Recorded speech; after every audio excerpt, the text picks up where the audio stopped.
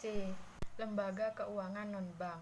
Lembaga keuangan non-bank adalah suatu badan yang melakukan kegiatan di bidang keuangan yang secara langsung atau tidak langsung dengan menghimpun dana, terutama dengan jalan mengeluarkan kertas berharga dan menyalurkan dalam masyarakat, terutama guna membiayai investasi perusahaan.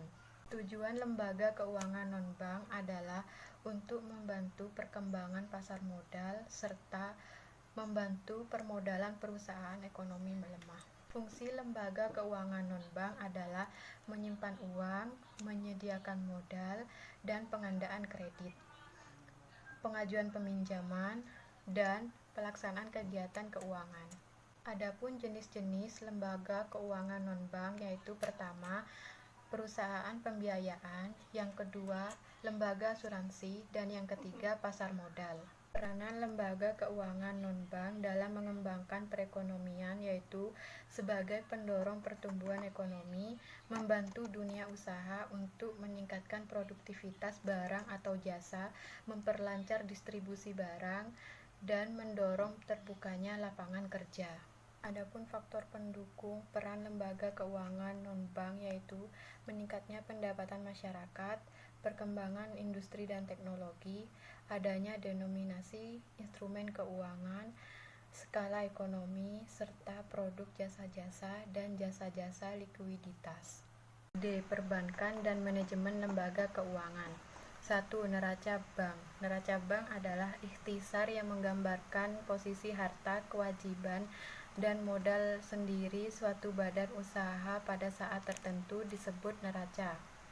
Karena kenyataan terjadi keseimbangan antara harta di satu pihak dengan kewajiban dan modal di pihak lain. Adapun elemen neraca bank terdiri dari aset, hutang, dan modal.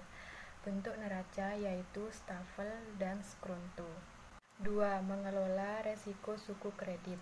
Resiko kredit didefinisikan sebagai resiko kerugian yang terkait dengan kemungkinan kegagalan debitur memenuhi kewajiban atau resiko bahwa debitur tidak membayar kembali hutangnya.